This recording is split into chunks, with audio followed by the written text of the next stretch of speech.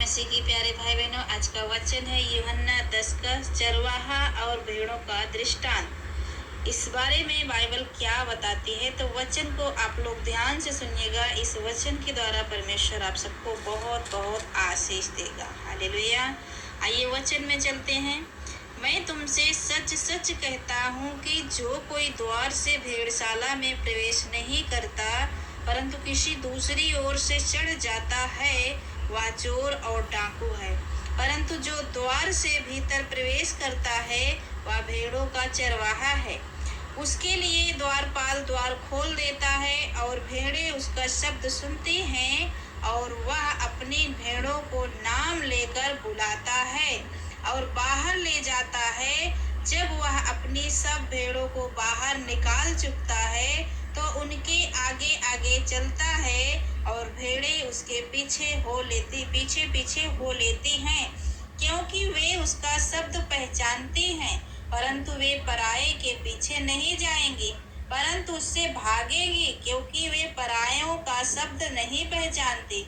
यीशु ने उनसे यह दृष्टांत कहा, परंतु वे ना समझे कि ये क्या बातें हैं जो वह हमसे कहता है। आगे लिखा है, यीशु अच्छा चरवाहा। वचन को ध्यान से सुनिएगा मेरे प्यारे भाई बहनों, समझिएगा, क्योंकि उस समय जब प्रभु यीशु मसीह समझा रहे थे तो चेले नहीं समझ पाए। आज हमें और आपको समझना है कि प्रभु क्या कह रहा है हमसे और आपसे।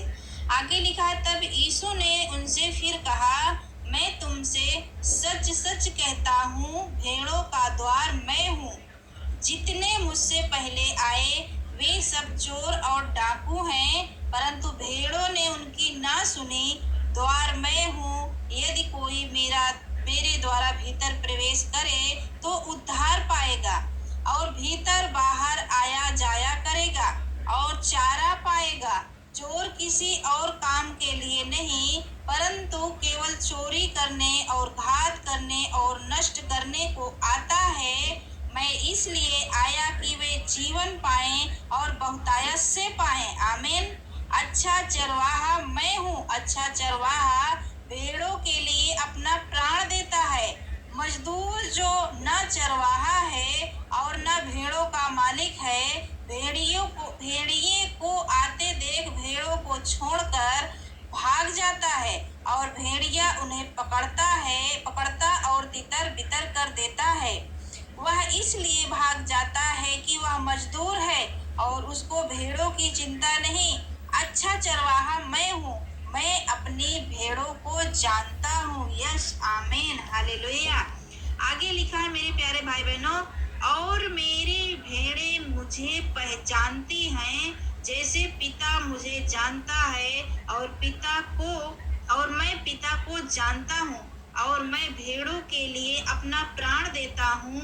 मेरी और भी भेड़ें हैं जो इस भेड़शाला की नहीं, मुझे उनका भी लाना अवश्य है। वे मेरा शब्द सुनेंगी, तब एक ही झुंड और एक ही चरवाहा होगा। हालेलुया। तो परमेश्वर इस वचन के द्वारा आप सबको बहुत बहुत आशीष दे। आगे भी पढ़ लीजिएगा, क्योंकि आगे भी लिखा है, पिता इसलिए मुझसे प्रेम रखता है कि मैं अपना प्राण देता हूँ कि उसे फिर ले लूं। आमीन।